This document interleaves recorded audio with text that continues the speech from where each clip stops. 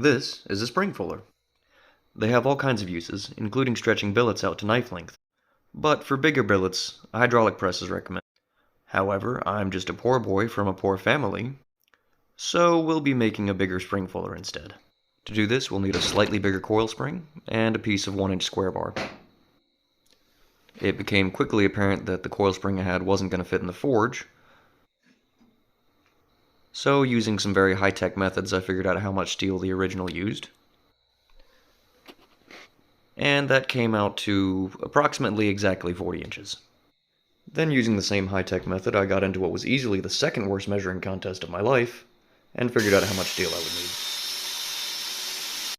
After that, we light the forge and we heat our material. As you can see, it fit beautifully. After that, we can start to uncoil our coil spring. Now, I had heard coil spring could be challenging to work with, but as you can see by the slapstick routine happening on screen, it lives up to its reputation. I spent way longer than I'm proud of on this, but after some trials, some tribulations, and some questioning of life choices,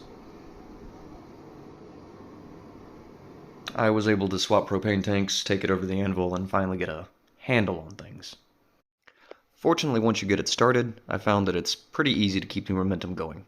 So before too long, we were able to pull the coil out, and we had a straight bar to work with. Once we got our bar closer to straight and narrow than your average politician, we can start forging in the hairpin shape. And in some footage that can only be described as snuff film adjacent, you can see me starting to do that here.